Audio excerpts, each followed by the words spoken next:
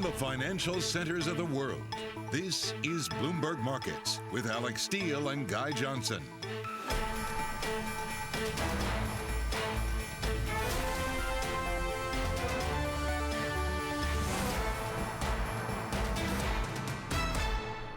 Monday the 11th, 3 p.m. in London, the old world, 10 a.m. in New York, the new world.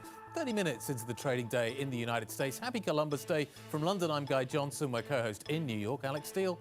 Welcome, everybody. Alix. I wonder where you're going to go with that. I was like, what are we doing? I always like to be surprised with the chats from Guy, but that really didn't do it for me today. All right, so let's get to the market here. What? Wait, no. Old world, new world. I wished you happy Columbus Day. Which we thank you, but, you know, I feel like we're good. I appreciate you have to be at work, but nevertheless. So for the market, volume is pretty light. There's not a lot of action. Treasury market is closed. The real action in my mind is happening in the bond market over in Europe. And the title of my board is Godot's in the UK. He came, he's here. He just happens to be in the UK as rate hike expectations get priced in sooner and sooner. And you can really see that here on the 10-year over in the UK, up by 3 basis points. And that's kind of really leading the charge over there in Europe. So here, since we don't have the Treasury market open, it is kind of soft volume. You have the cyclicals in charge, financials, materials, industrials, all leading the way higher in the S&P. Freeport is the best performing sector as stock within the S&P. VIX goes nowhere to write home about. And Brent crude also, as you have sort of aluminum flying here, and Brent, another 2% move. Almost 85 here. The $90 calls now are coming out. Citigroup, following Goldman, is the latest, saying we could now actually hit 90. But there are some stories that we do want to follow for you today, and one of them is what's happening in the drug market. Pharma giants like Merck and AstraZeneca announced some breakthroughs in COVID-19 treatments. Dr. Anthony Fauci, however, did sound a note of caution this weekend and warned about prematurely declaring victory against COVID. The dynamics of the outbreak in the community go way down. Right now, even though we just said it's going in the right direction, we have less than 100,000 cases a day. It's about 95,000. As the 7-day average, that's still way too high. Drew Armstrong, Bloomberg News, a senior editor for healthcare, joins us now. Drew, nevertheless, the therapeutics, most definitely good news.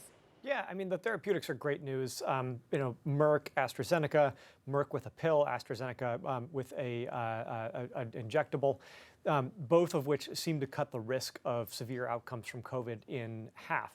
Now, it doesn't mean it's cutting it to zero, but it's certainly good news for people who are at risk of getting more severe outcomes from these infections. I would be surprised not to see these get considered pretty rapidly by regulators around the world, just so they can have another option on top of vaccines, which obviously are pretty easy compared to waiting until you get sick, for treating more problematic cases of COVID early on. Yeah, it makes a big difference in terms of the way we think about this winter and the impact it's likely to have. Drew, thank you very much indeed. Drew Armstrong on the latest when it comes to therapeutics, the kind of the 1-2 effect of the vaccines and the therapeutics could really make a difference. And that is something certainly that the market is watching very carefully. But let's talk about what else the market is watching very carefully. A change of the guard at one of the most influential private equity firms on the planet. KKR founders Henry Kravis and George Roberts, they're going to step down. They're going to make way for their handpicked successors. Let's talk about what this is going to mean for the firm, what it signals in terms of the changing landscape. Bloomberg Wall Street correspondent Sonali Basak joining us now. The barbarians are calling it a day. Yeah, they are calling it a day, and they're handing the reins over. This is in a long line of succession planning at many of the top private asset firms.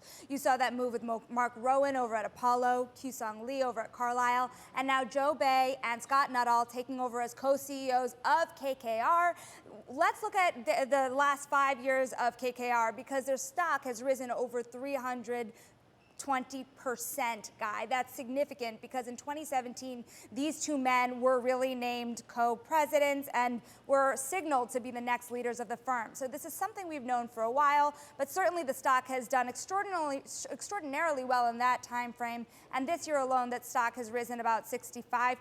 So certainly KKR on a tear. They're also moving, by the way, to a one-share, one-vote structure. So these firms are also creating a more shareholder-friendly business as they change what they look like inside in terms of leadership and asset classes. All right, now we just have to wait for Blackstone. I feel like is the elephant in the room. All right, Shonali, thanks a lot. Bloomberg Shonali Basak joining us there. All right, let's get to my special plays. Energy is looking to kick off the week on the front foot. I mentioned Brent. Now some calls coming out for $90 a barrel. Bloomberg's Abigail Doolittle is digging through some of those moves. Hey, Abigail. Hey, Alex. Well, lots of green on the screen for the commodity complex, your area of the markets for sure. Now, starting out with the underperformer, gold, but it's up nonetheless, up about 1/10%. We have aluminum, the metal space really on fire. Aluminum, copper higher, so the metal and miner stocks higher as well. Then take a look at thermal coal, really soaring up about 9.7%. This, of course, as there are more coal plant shutdowns in China over extreme weather there, really pushing coal sharply higher. And then crude oil, it is really pretty amazing at 81.50, the highest level in about 7 years. Now on pace, of course, the week is young, but on pace for 8th up week in a row. If that holds at the end of the week, and it really seems like these oil and energy bulls are out, it could be the longest weekly winning streak going back to 2015. And if we go into the Bloomberg terminal, we can see why there may be reason to think that this oil boom is going to continue. This is a year-to-date chart. You can see overall a nice uptrend. Now, it did get choppy back in August and September, but now we're breaking out of the range. There is a bullish pattern within here at work right now, suggesting again that we could just see oil continue to climb higher. And if we connect it to the fundamentals guy in terms of the demand picture, that may be good news for stocks. Typically, you'll have these risk assets, oil and stocks trade in the same direction, especially if this move higher is for healthy reasons, growth, as opposed to inflation fears. And right now, there's reason to think that it is more healthy than not, Guy. Well, it may feel a little bit different over here. There's a lot of conversion from what is happening in the gas market into the wider energy market at the moment. Is that cost push or is that demand pull? It's a little bit of both, I think. Abigail, thank you very much indeed. Abigail Doolittle on what's happening in the energy market. Alex, it's interesting. You do have a day when we're seeing energy prices pushing ever higher. You got Jan Hatzius downgrading his expectations for the U.S. economy. There are a bunch of factors here that could potentially limit what happens there. Obviously, the fiscal front, but what is happening with energy and supply chains and all those other things certainly coming together in that mix. Yeah, and I think that there's a distinction to be made of sort of household balance sheets are still pretty strong. So how much of this price increase can individuals either here in the UK or Europe kind of handle? And the other is the longer term situation when it comes to the shift into green energy, because it's become very clear, particularly the UK turning on some coal plants today. We need coal, we need oil, and we need natural gas. We cannot get rid of them altogether. So we have to learn how to do it cleanly, greenly, and that's a different conversation than kind of moving all over to wind and solar today. Yeah, you can't do it right now, and you've got to manage the base load, and I think that is the debate that really is happening here. Do we get small modular nuclear power stations? Do we rely more on the wind? That's obviously a risk. There's all kinds of factors coming into the mix here, but as you say, all of this could be inflationary, but it feels cost-push inflationary. Yeah. That's the wrong kind of inflation. If this is demand-pull inflation, that's a different matter. But that's anyway, that's where I think that earnings. The earnings are going to be interesting because they're going to deal with both. If the demand's there, they can handle these kind of increases. I was setting you up for the cheese. Thank you very much. You're welcome. Top line goods, middle, we'll see. Bottom line, we'll wait and have a look. Franklin Mutuals. Let me get that right, because it's kind of important. Katrina Dudley. She likes telecom, she likes healthcare. We're going to find out why next. This all ahead of the earnings season. It's going to be fascinating to hear what these company CEOs have to say on these calls. This is Bloomberg.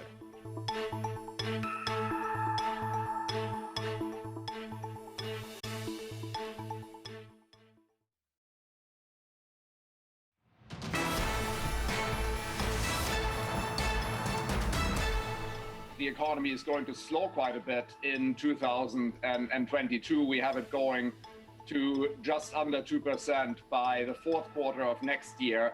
In the near term, I think there are still some reasons to expect stronger growth. The trend is down, but I don't think it's going to be a straight line. We'll still get some boost from the receding Delta wave. Consumers have a lot of pent-up savings, and I think the inventory cycle is also going to boost growth.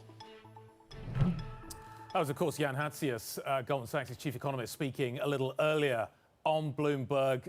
They've come out, they've downgraded the forecast for this year and next for the U.S. economy, Alex. So what he sees is The taper next month, that's going to be announced, but he's kind of pushing out the idea that the Fed is going to raise rates, which is interesting because Mohamed El-Erian thinks that ultimately the Fed's really going to struggle to separate the taper and the hikes. The Bank of England increasingly feels like it's merging those two factors together. I wonder whether the Fed is going to be able to avoid that. In the meantime, it feels like those strategists are betting on that because there were a couple out from Goldman in particular and Morgan Stanley saying buy the dip. And you could make the argument that if what Jan Hatzius is saying is true and they're going to push out that rate hike from 2022, it's TINA. There is no alternative. So go ahead and buy the dip. So here are some of the quotes that came out over the last few days. So Goldman Sachs, David Kostin in particular, said the equity market's going to continue to rally. Investors are going to gain confidence that inflation is transitory. He says that the third quarter earnings are going to highlight the cost pressures, but that inflation will peak. And then JP Morgan says those stagflation fears are going to start fading and won't persist into year end, guys. So we continue to have that kind of buy the dip scenario, even if the headline numbers start to get a little bit heavier. Well, yeah, you could argue that if we continue with fairly easy monetary policy, in theory, that should be good for risk assets. The question is, which risk assets are we going to be talking about? Because if that's the scenario, then maybe this energy move that we're seeing at the moment, and energy stocks are still significantly where they were the last time we were at these kinds of levels, but you think about fading that move. If you're not going to get this monetary policy shift, maybe you rotate back into tech, because that seems to be the trade at the moment. You rotate away from the financials, which again seems to be the trade at the moment. Coming out of tech, you're going into the financials. Exactly. You're going out of tech. If your ESG portfolio will allow you, you're going into energy stocks. So there's a bunch of things happening here, but if rates stay lower, then maybe that trade doesn't work. So let's get some advice from the expert, Katrina Dudley, Franklin Mutual Advisors portfolio manager, investment strategist. Come on in here and help me and Guy out. So what do you do? I mean, A, do you buy the dip? B, what kind of dip are we talking about? I think in terms of buying the dip as a strategy, it's very difficult for a retail investor just to kind of go in and buy the dip. I think it's much more easier to just consistently invest in the market over time. In terms of these inflation fears, we're looking at them. You know, inflation's over 5% at the moment, so it's likely to come down. The question is where does it come down to? I'm a value investor. I love value stocks. And so for us, the question of inflation is not so important as is to those tech investors, because inflation is actually good for value equities. I mean, it gives a little bit of pricing pressure, and if you're restructuring, it gives you some cover, so it's good. Okay, but the level is important. Maybe we come down from where we are now, but what's the sweet spot for that trade? I think you're going to see something above 2%. The Fed's been very clear about guiding to the fact that they're willing to tolerate something above that. I think the fact that we came to the inflation party very, very quickly from being way below to now way above. And so I think that if you see something in the 2.5 range, I think that's kind of Goldilocks for inflation. It's just right. But, you know, this is not a precise science, number one. Number two, you've got to think about it. You're talking about Europe versus the US and what goes into those inflation expectations. In particular, in Europe, energy is part of inflation. And even in the US, even though it may not be part of inflation, I can tell you, every time I go to the gas pump, I see those higher oil prices, and I'm sure everyone else here does too. So based on that, though, you've had a run into these kind of names. Like energy, I highlighted the Freeport, the best performing stock on the S&P. The KBW Bank Index had an amazing year so far of 40%. Where can you still find the value in value? I think the fact is those stocks have done so well because they just did so badly for so long. And the fact is, it's the revenge of the real assets. We have underinvested in real assets, Alex, for so long, and that capacity is going to take time to get back on. You saw lumber prices is a great example of a commodity that went really quickly up and came back. But a lot of lumber is pretty easy to bring online. You just plant some trees, and we know that capacity comes back quickly. But if you're looking at a copper mine, for example, you've got to permit that, you've got environmental issues, it's not so easy. So I think in terms of where you put your money, you've really got to dig into the details and think on a commodity by commodity basis. And then obviously oil is a completely different thing, but we can talk about that as well. What about healthcare? I like healthcare. Healthcare does not have any of these issues associated with commodities. I think the importance of healthcare to the economy has really been emphasized in COVID, and the role that these healthcare companies has played in helping our economy get back into some form of normal has been great. We really like the valuations, and one of the other things is that obviously the market has been very, very concerned. They hear a headline about price control. We think that those concerns are well overdone. We think that the healthcare companies have really shown that they're partners with the governments. They want to just make drugs that make people better. So I think that those concerns on the healthcare front are overdone, which is why we're finding a lot of great opportunities to buy healthcare names. I can't believe the guy skipped over energy. We'll have to come back to that in a second, but just to pivot off of healthcare, where in healthcare do you still find the opportunity? The good news is we're finding it across the different parts of healthcare. So we're finding it in names like Fresenius Medical Care, which is, obviously they, Fresenius for me in Germany, but they own Fresenius Medical Care. That's, kidney dialysis. Obviously that's been under some pressure, but they have a great hospital franchise and they have some great drugs. So I like that. We like CVS here in the United States. That's a cheap valuation, and we think it's a really underappreciated franchise and cash flow stream. So they're two names that we like. Katrina, I obviously upset Alex by moving far too swiftly away from the energy area. It was pure rude. You mentioned what's happening at the forecourts when you go and fill up. That is going to be a tax ultimately on the consumer. We get CPI this week. We've got retail sales on Friday.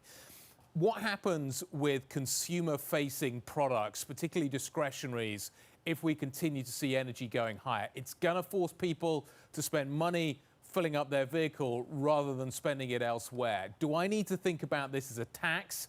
And if so, where does that put me in terms of consumer-facing products? Number one, you are exactly right. It's a tax, and it's a tax on the lowest income people within society. So from that perspective, we've really got to be concerned about it. But have a look. Consumer discretionary, particularly the goods part of discretionary, has done very well. I'm no exception. I refurnished my house over COVID. But that spending is going to tail off. But when we think about the S&P, we've got to bring this back to that stock level. It is overexposed to that goods spending and underexposed to the services. So I think that if you see a pullback in the consumer discretionary spend, it's going to overly be expressed within the stock market. It may not be overly expressed in GDP because you have that services component of GDP, which I think is going to keep going because look, we're all out there. Everyone would like to be going back to Broadway. We've just seen Broadway reopen, but you think of all those different services that we've gone without for the last 18 months, and I think there's good tailwinds there, and there's a lot of headwinds on the consumer discretionary, particularly the goods space. So more directly then on energy, fair point and very interesting point.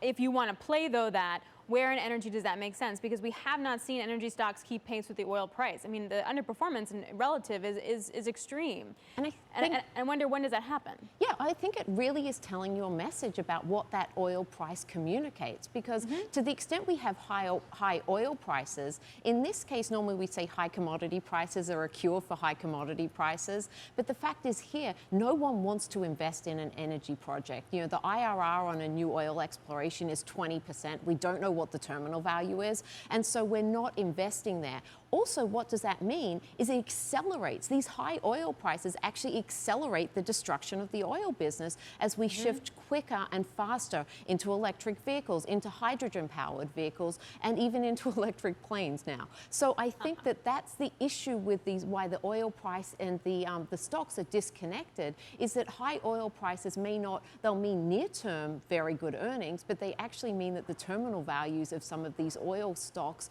is going to be lower quicker than we anticipated. Okay, if that's the case, then we're going to need a lot of investment, Katrina. The investment that companies, that governments, that individuals are going to have to make in terms of that energy transition is going to be eye-watering. If we're accelerating it, it's going to bring it all forward. How do I take advantage of that as a stock investor? As a stock investor, one area I think is really underappreciated is the low voltage equipment manufacturers. And they are the people that take the energy from the substation and they deliver it into residential. So, for example, I was talking to a friend who's an investor, and he has an apartment building with 80 car spots, and the new rules in Europe require 80 charging stations. The grid infrastructure can only support 3. not 80, Wow. 3. So they need to pay for a cabling to go from the substation to the apartment. It's 200 yards, it's about 125,000 euros. But that is a lot of where the investment is going to be. It's not necessarily in the cable though, it's in the low voltage equipment that connects the cable and connects that substation to the building. So that's one area. EV charging stations is an area where it's very visible to us as a consumer, and it sounds like an easy way, but I do think there's so many companies that are involved in that space. It's very highly competitive, and when you have lots of competitors, it means you have lower returns. Do you think that we're all going to become like mini utilities at the end of the day? Speaking of getting those power cables, are we all going to become that? I think we're still drawing on the grid. When we plug our electric vehicle into the grid there, we are becoming mini transmission and distribution points. So I think that the number of distribution points is going to accelerate as you have more of these chargers. Where we will become part of the utility infrastructure is where we are using renewables in our own houses. So I was talking to a friend of mine, just installed solar panels on his roof. And so now he's part of the energy distribution grid, and it makes a lot of sense. Solar pricing has come down, and energy costs of electricity costs, and you're able to take advantage of the solar cheapness, I suppose. Yep, we're all getting greener. Katrina, Greenly. thank you very much. We're doing it greenly, indeed. Guy. We're doing it greenly. Greenly was the word I was looking for. Another word that we can add to the increasing lexicon of phrases around all of this. Katrina, great stuff. Katrina Dudley of Franklin Mutual Advisors, thank you very much indeed. This is Bloomberg.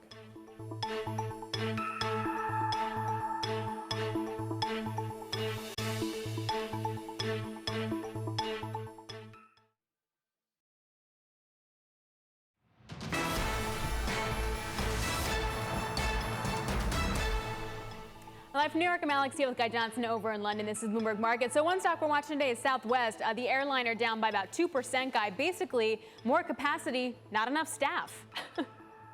Yeah, there's not a lot of love going around with this stock today, is there? As you can see, down by 2.28%. Got to get it in there. Yeah, look, they're blaming a bunch of things here, but it's been interesting to kind of follow this.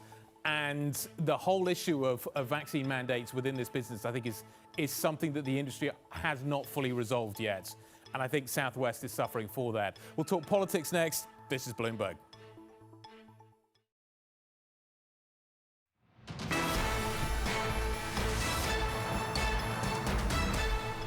I am confident that what we need to do to come into compliance with the minimum tax will be included in a reconciliation package. I hope that it will be passed, and we will be able to reassure the world that the United States will do its part. What else is going to be in that reconciliation package, I think, remains an open question. The Treasury Secretary speaking Sunday about her confidence in the passage of that global minimum tax deal that was done with the OECD. What comes next? As I say, kind of what else goes in that reconciliation package? Let's talk about this some more. Bloomberg Washington correspondent Joe Matthew joining us now. The administration gets a win with this tax deal, this global tax deal. The House comes back tomorrow. Can we expect any more wins for the president this week? Well, you might be pushing it a little bit here, Guy. They still have to finish the work of last week, which was, I think, seen by some as a win, which was kicking the can on the debt ceiling, if you can remember back that far. And again, that would bring us to December 3rd, when we would potentially be facing another default. To your point, indeed, the House will be back likely to vote on that tomorrow. Then it goes to the president's desk. And then guess what? We go back to the same exact debate that we were having last week, because we've now set ourselves up with a big old collision here of the debt ceiling now expiring. We'll hit the ceiling on the very same day that government funding runs out. You might also remember kicking the can on that. Government funding runs out December 3rd. Now we've got two of them happening on the same day, and a lot of lawmakers are wondering about their Thanksgiving plans here, because Democrats will likely have to handle this alone after the letter that went out from Senator Mitch McConnell to Joe Biden over the weekend. He said, look, I helped to buy you some time, as I paraphrase here, but we will not have any part in dealing with the debt ceiling from here. So the idea is another reconciliation bill that would do both, deal with government funding and raising the debt ceiling, or suspending it in that case for whatever period of time Democrats can agree on here. And that would help to avoid yet another collision on December 3rd. And by the way, I still haven't answered your question about reconciliation. That's how much still has to be done here by the end of the year. And we didn't even mention the word infrastructure. And I wonder just how much the real and human infrastructure is going to play into that reconciliation. Bernie Sanders seems to be digging his heels into the sand about that $3.5 trillion. Now he's kind of weighing in on that, putting pressure on centrists. That's right. Where are we? We're in the same place. I don't see that there's really any sunlight here in this debate unless there are backroom deals that we're not hearing about right now. Progressives are dug in, to your point. Senator Bernie Sanders on the House side, Pramila Jayapal, who was tweeting over the weekend, we're not here to slow down or stop down. It's not time to stop in this debate, urging her membership, the members of that caucus, almost 100 strong, to hold the line on this. And I'll remind you that they're all home for the holiday right now, and many will be marching in holiday parades, maybe holding events with constituents. They're going to be hearing a lot about this. Those progressives who are holding the line on reconciliation are going to be likely encouraged by their voters to continue digging in. So when everybody comes back this week, we really hit the reset button here and start this debate all over again. The only thing that's really moved is the perception, at least, of a price tag, which is coming down quite a bit from $3.5 trillion and looks like something in the area of $2 to $2.2 trillion, but that could move again in the next couple weeks as well. Joe, great reporting, great color. Thank you very much. Bloomberg's Joe Matthew joining us there, and catch his show Sound On every day, 5 p.m. on weekdays on Bloomberg Radio. Want to get some more analysis? Terry Haynes, Pangea Policy founder.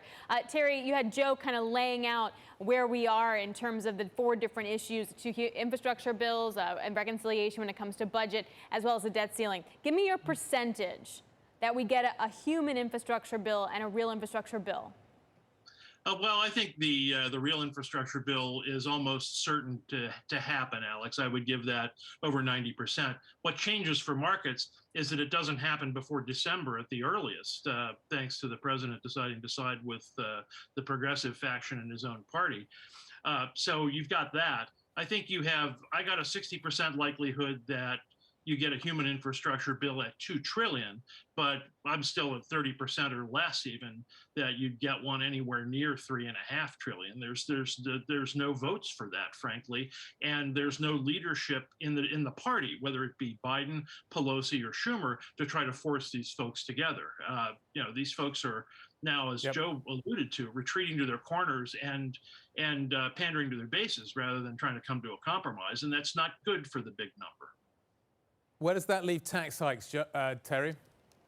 Well, I think you get some, but I'll say this, Guy, 3 things quickly. One is that, you don't get the full boat tax hikes as part of a $3.5 trillion. I think you get a vastly shaved back $2 trillion. It's a little bit of tax hikes, a little bit of what they want, but basically half. But the thing I would watch out for, and I will not put a percentage on this yet because I think it hasn't coalesced yet, but don't discount the possibility of Democrats wanting to do the entire tax raises, even with the smaller number. I mean, so much of this is about taxing the rich and et cetera, et cetera, et cetera. It's going to occur to these folks at some point that they can actually do this in a way that is that helps with the deficit and debt if they tax full boat. I think Democrats do not ultimately agree on that, but it's yet another factor that makes things much more difficult to put together. So, Terry, based on that, I'm really struggling to understand how an investor prices any of that. And what we learned from the agreement on the debt ceiling to postpone it is that stuff really matters. So even though we might say, like, oh, long term, we know it's going to be fine, on the day-to-day market swings, all of those 4 things we're talking about matter. How do we price all of this? Well, that's a little bit beyond my the competence to talk about. You got it, Terry. But what you've got elevated political risk on all these things for months to come. Frankly, if what ends up happening is the Democrats are no closer, as Joe pointed out, rightly so. No closer today. They're not trying to compromise. They've gone back to their corners and are trying to convince people to do things that probably aren't going to be done. But what that does is create even more political risk and creates an increased likelihood of more short-term kick-the-can solutions instead of the certainties that investors look for. So I'd watch out for increased political risk into 2022, frankly. Okay, well, let's talk about that political risk. You say that everybody's retreating to their corners. Who's in their corner battered and bruised? Who's looking good? You know, my take on this guy is very non-consensus in Washington. It's simply that the people who are losing right now, not losers, but who are losing right now, include Biden, Pelosi, Schumer, and the progressives. And the people who are winning are the Democratic centrists and Republicans, frankly. The reason for that is real simple. There's only one test that matters. You know, are you closer to getting what you want today, or are you not? And the people who aren't are progressives, because they're not going to convince Manchin and Sinema and the other people that are squirrely about this to move forward. They're not making the case to the country. They're not even in a situation where they can say what number they want and what programs they want with any specificity. Pelosi and Schumer have shown that they can't control those folks. Biden has shown that he doesn't have the ability to come in and close a deal. So, you know, the people who are winning right now are Republicans, because they've kept themselves together on this, and centrists, frankly, are winning because they're making the case that the number on the human infrastructure thing needs to be a whole lot smaller and a whole lot more focused. So that's not a recipe for quick resolution. No, not at all. And that's, of course, just ahead of the midterms. So, Terry, for the midterms, if what the scenario you just laid out continues to play out, it seems like the path of least resistance could be a Republican Senate or House or House. Does that increase or decrease political risk? The uncertainty right now probably contributes to increasing political risk. I mean, we're an awful long way away from that. We don't have candidates. We don't have redistricting finished in a lot of places. This is a redistricting year, but in the House anyway. But as far as the, you know, they're clearly giving Republicans a better shot at being able to flip the thing back. But I will say that, as I always do, majorities don't equal control. And, you know, what we're likely to have, whether it's a marginal Democratic Congress or a marginal Republican one, is, you know, the same kind of factional politics that rules today. The only difference might be Republicans may end up being able to deal with it a little bit better than Democrats have so far. But again, not something investors can bank on. No. It's going to be tough to call the change and see exactly what the ramifications of it all are. Terry, we'll come back to you and we'll continue to watch what happens in D.C. with a great deal of interest. Terry Haynes, Pangea Policy Founder, thank you very much. What do we got coming up for you? We're going to turn our attention to Hong Kong. Hong Kong's chief executive defending her COVID restrictions. Carrie Lam telling Bloomberg the city cannot become a, quote, weak link for infections. That exclusive interview next. This is Bloomberg.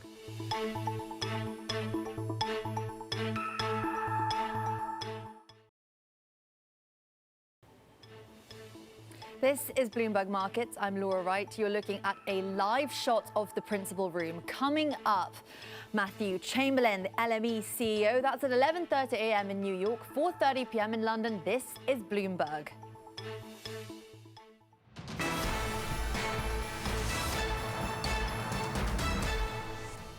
Let's check in on the Bloomberg First Word News. I'm Laura Wright. The US has arrested a Navy Department employee and his wife for allegedly selling secrets on nuclear-powered submarines. According to the Justice Department, the buyer was an FBI agent posing as a foreign official. Authorities say the case involved cryptocurrency payments and a memory card hidden in a peanut butter sandwich. The US and the European Union plan to announce that at least 20 more countries will join a pledge to reduce methane emissions. Bloomberg's learned that Canada and Germany are among them. Methane is one of the most powerful greenhouse gases, but the UN has found that as much as 80% of measures to curb leaks from oil and gas operations can be implemented at no cost. The International Monetary Fund's executive board will deliberate today over the fate of its chief, Kristalina Georgieva. Directors have spoken with her and the law firm that alleged improper actions in her previous job at the World Bank. Georgieva has denied any wrongdoing.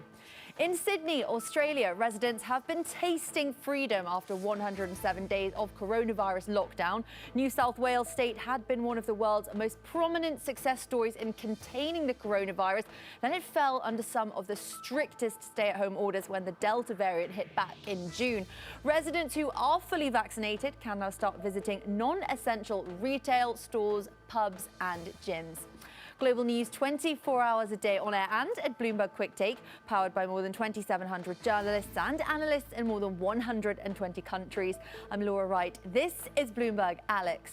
All right, thanks so much, Laura. So I feel like there's two parts to this. One is that it's interesting to see how Sydney's dealing with that sort of zero tolerance policy. And if this last lockdown and the proof of vaccination really spurs vaccination take-up, of which it's been lacking because they were so successful at really containing the disease the first time, the virus the first time. And the second point, I finally ate indoors in a restaurant on Friday.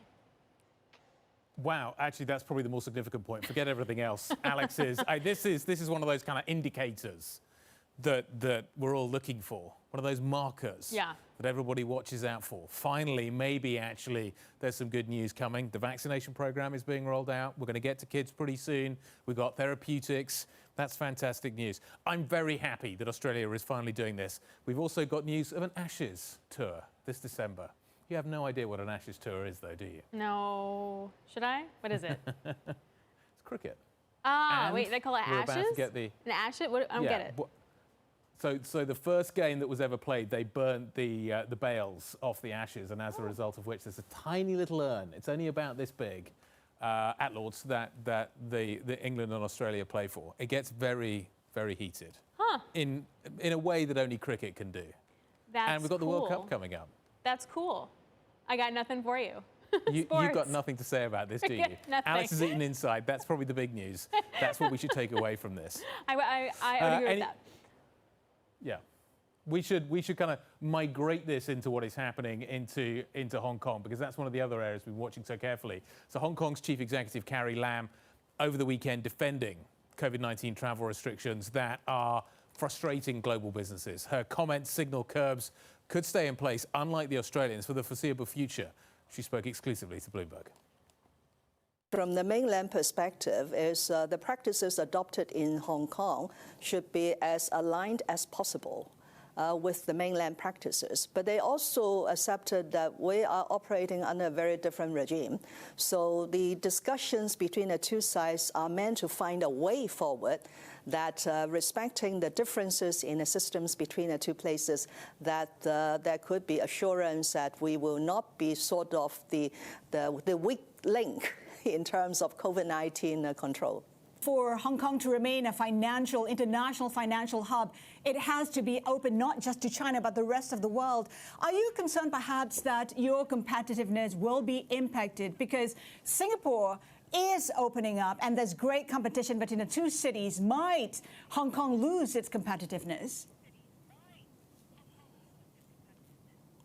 Of course, I am concerned, and we are working very hard to resume normal travel in a gradual and orderly manner, both with the mainland of China and with overseas places. But as a chief executive in Hong Kong, I am also duty-bound to protect my people. So any fatality or increase in fatality will cause a major concern in society.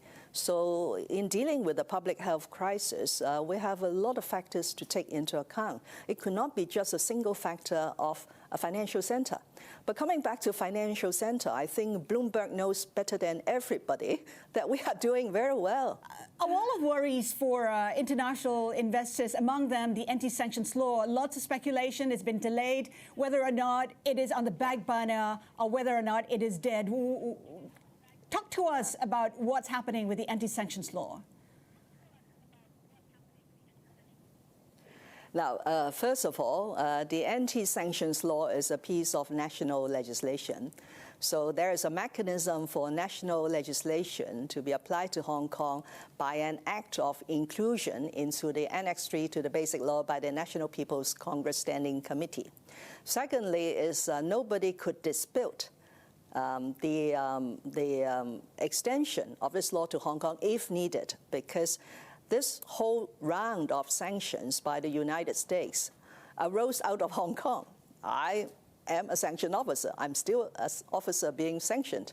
So the time will come that if Hong Kong is put in that sort of situation, then of course we will follow the central authorities' direction to implement any anti-sanctions measures. The most important point is I have been given to understand that the anti-sanctions law at the national level is a toolbox. And in extending a toolbox to the Hong Kong Special Administrative Region, the central government will take full account of Hong Kong's unique status, especially her status as an international financial center. So the final point is I have no timetable. That was Hong Kong's Chief Executive Carrie Lam speaking with Bloomberg's Haslinda Amin. Really interesting conversation there. This is Bloomberg.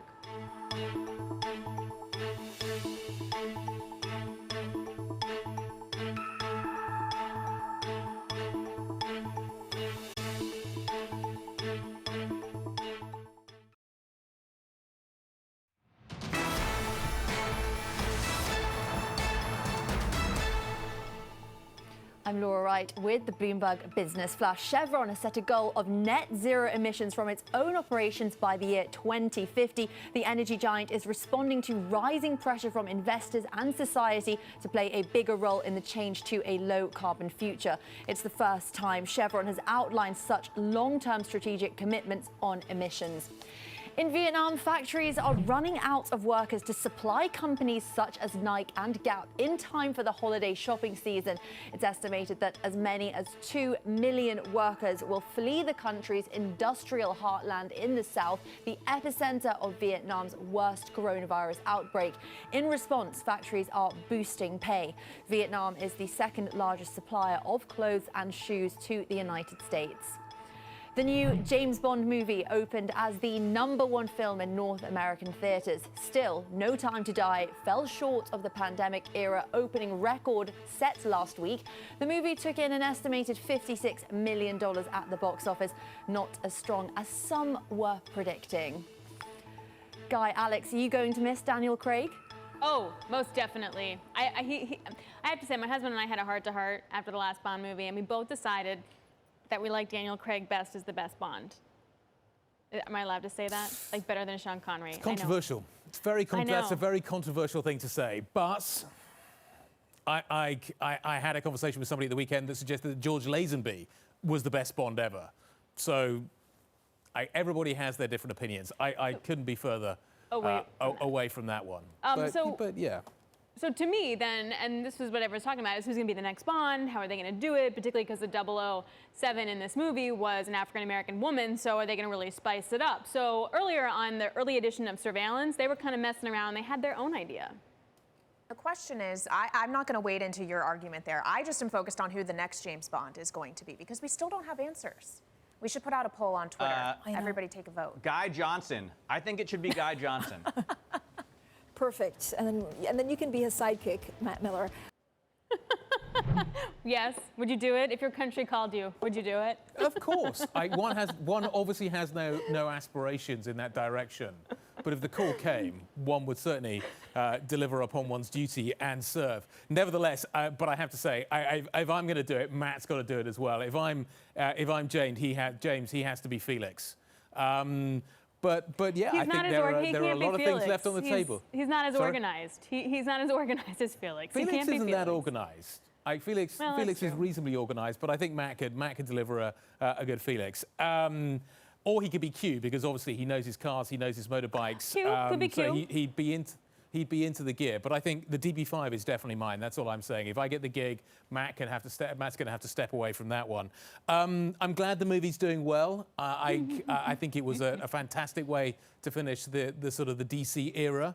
But yeah, we'll see what happens next. You're giving away spoilers there already. I didn't.